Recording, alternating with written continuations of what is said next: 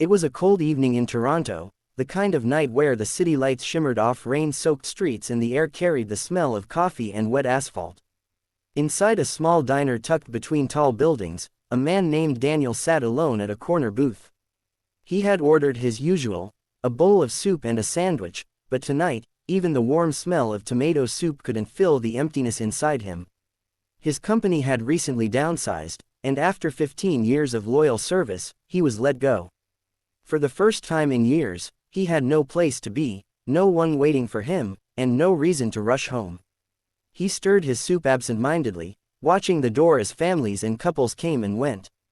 He envied them quietly, the laughter, the simple touch of a hand across the table, the warmth of belonging. Just as he was about to pay and leave, the door opened again. A young woman walked in with a little boy holding her hand. They looked tired, their coats damp from the drizzle outside. The boy's eyes immediately fixed on the food on the tables, and his small stomach growled audibly. The woman looked embarrassed and began to lead him back toward the door. But Daniel, for some reason, couldn't look away. There was something in the boy's face, something he remembered in himself once, when life was hard and kindness felt rare. Before he could stop himself, Daniel stood up and called out, "Excuse me, would you two like to sit here? There's plenty of room." The woman turned, hesitant. "Oh, no, sir. We just needed to warm up a bit. I didn't mean to intrude." Her voice was soft, polite, and carried a weariness that broke his heart. The boy tugged her sleeve and whispered, "Mommy, I'm hungry." That did it. Daniel smiled gently and said, "Please. I'd like some company. I was just about to eat alone. Why don't you join me?" The woman hesitated, then finally nodded. "Thank you, I'm Emily, and this is Noah."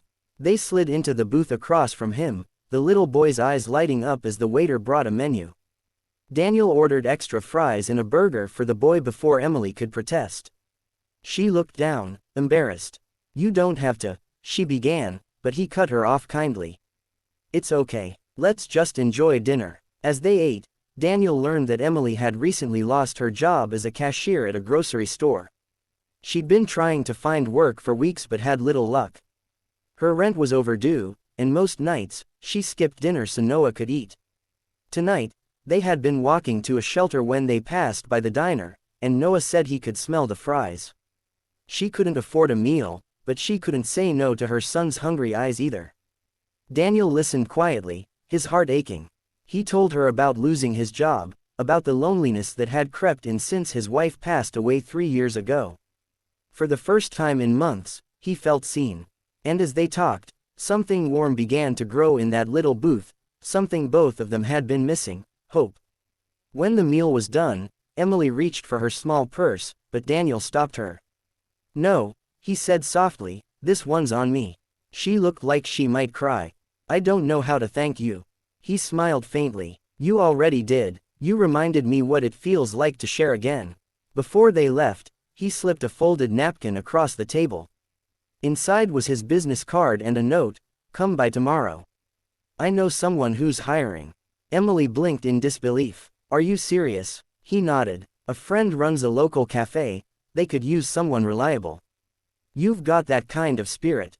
The next morning, she showed up as promised. The cafe owner hired her on the spot. Within a week, Emily had a steady income, and for the first time in months, she and Noah didn't have to worry about their next meal. A few weeks later, Daniel came by the cafe. Emily greeted him with a radiant smile, her eyes shining with gratitude. Noah ran to hug him, shouting, "Uncle Daniel." And Daniel, for the first time in a long while, felt like he belonged somewhere again. That night, as he walked home through the softly falling snow, he thought about how one small decision, to invite someone to share a meal, had changed not just their evening, but their lives. He had thought he would eat alone, but instead, he found a family he didn't know he needed. Sometimes, kindness doesn't just fill an empty stomach, it fills an empty heart. And in that quiet diner on a rainy Toronto night, two lost souls found hope again.